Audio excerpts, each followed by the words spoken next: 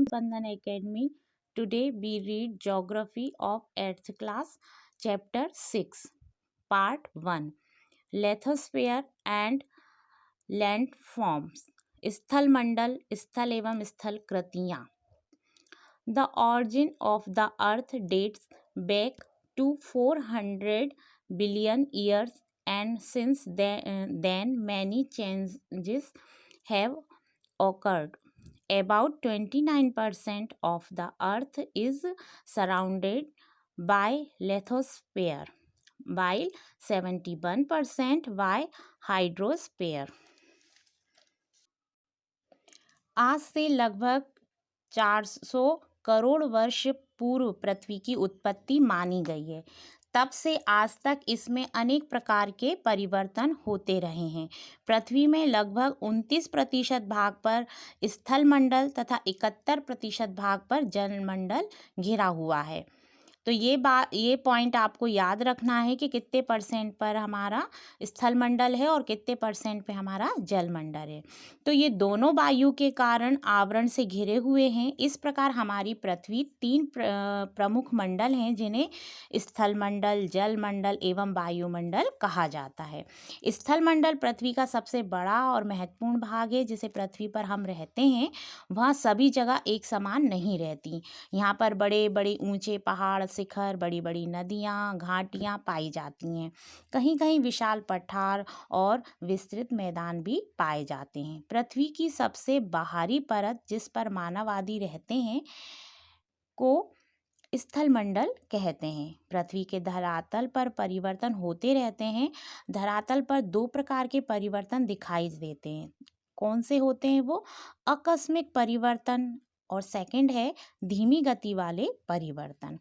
तो दोनों प्रकार के परिवर्तन आंतरिक एवं बाह्य प्रकृति शक्तियों तथा प्रक्रियाओं द्वारा होते हैं. आंतरिक शक्तियों में ज्वालामुखी एवं भूकंप प्रमुख हैं, जो वह शक्ति से बहता जल, पवन, हिमानी और समुद्र लहरें ये धीमी गति से धरातल में परिवर्तन करती रहती हैं.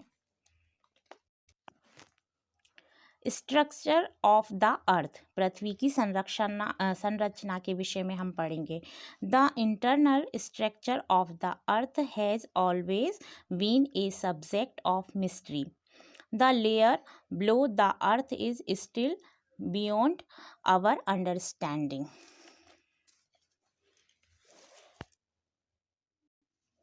पृथ्वी की आंतरिक संरचना का रहस्य मानव के लिए सदैव मतलब रहस्यमय बना हुआ है कि वह भूगर्भ से संबंध से हमारा ज्ञान आज भी सीमित है.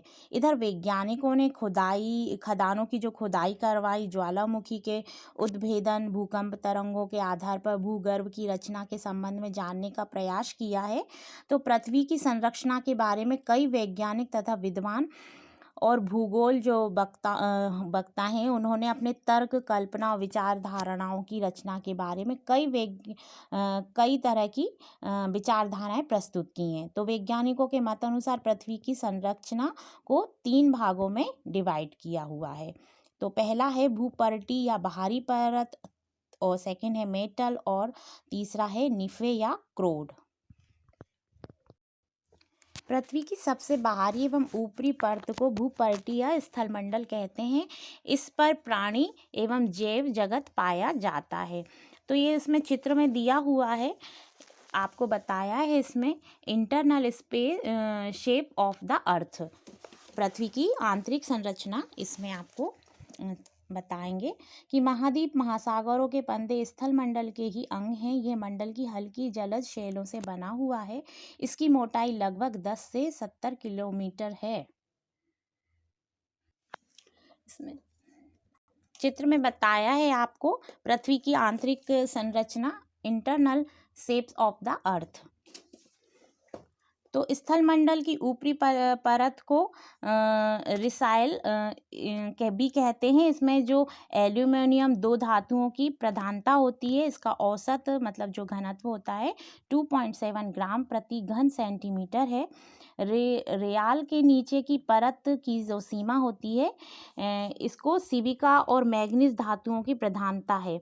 और ये जो मेटल, इसके नीचे क्या रहता है, मेटल होता है.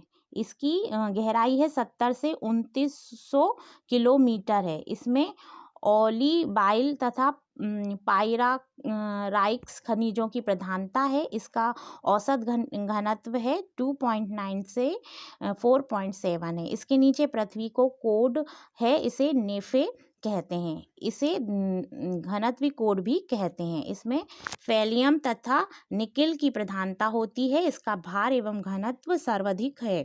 इसका औसत 13.0 है। तो ये आंतरिक भाग में तापमान की अधिकता के बावजूद आंतरिक शैलें तथा धातुएं पिघलती नहीं हैं, ठोस रहती हैं। इसका मुख्य कारण है उन पर बाहरी परतों का क्या होता है, जो दबाव बना रहता है। रॉक्स, शैल या चट्टान।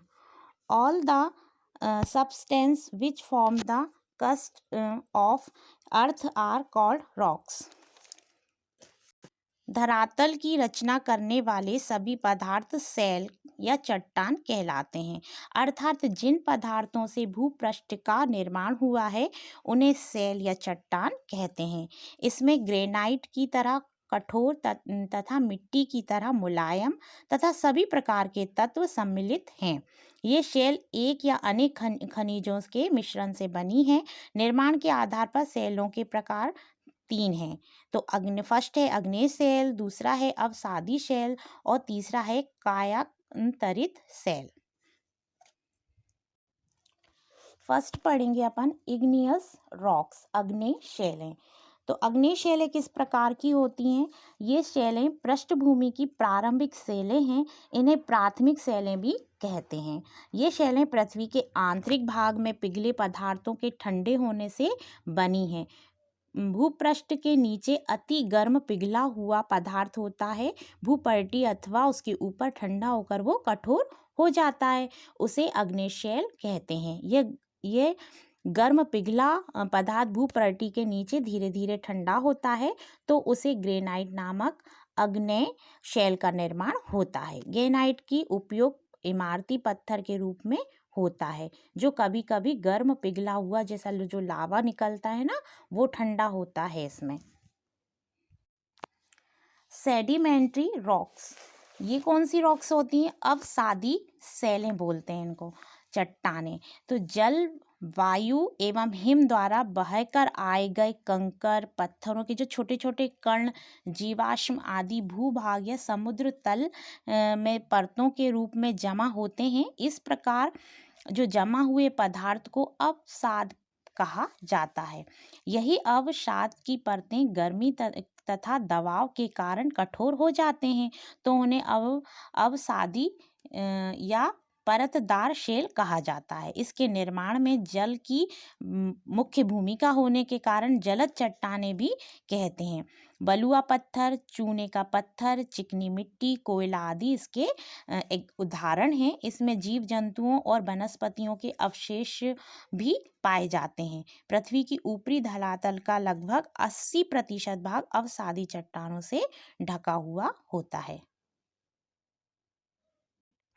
मेटामॉर्फिक रॉक्स, कायांतरित शैलें।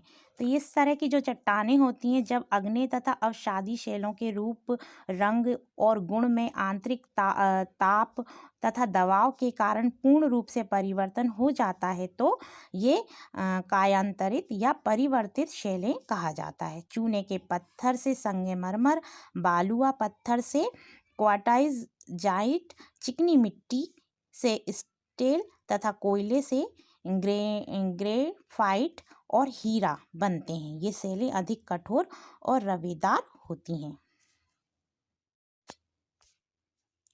लैंडफॉर्म्स,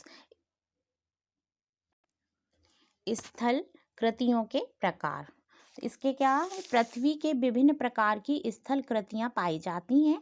पृथ्वी का धरातल सब जगह से एक समान नहीं होता है, कहीं ऊंचा होता है, कभी नीचा, कभी भिन्न भिन्न होते हैं। तो स्थल कृतियों के आकार तथा बनावट में भिन्नता पाई जाती है। समय समय पर इसके परिवर्तन होते रहते हैं। निर्माण प्रक्रिया तथा विशिष्ट लक्षणों के आधार पर स्थलाकृतियों के मुख्य तीन तरह से बांटा गया है। तो फर्स्ट आता है आपका माउंटेन, सेकंड है प्लेट्यूज और थर्ड है प्लेन, पर्वत, पठार और मैदान।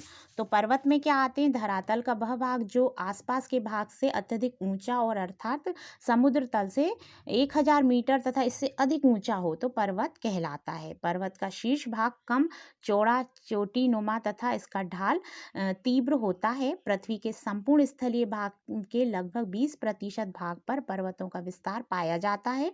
पर्वतों के कई प्रकार होते हैं, जैसे ब्लॉक पर्वत, ज्वालामुखी पर्वत, विलित पर्वत आदि। पर्वतों में हम कई लाभ होते हैं। ये नदियों के उद्गम स्थल होते हैं, जलवायु पर प्रभाव डालते हैं तथा इससे खनिज पदार्थ हमको प्राप्त होते हैं।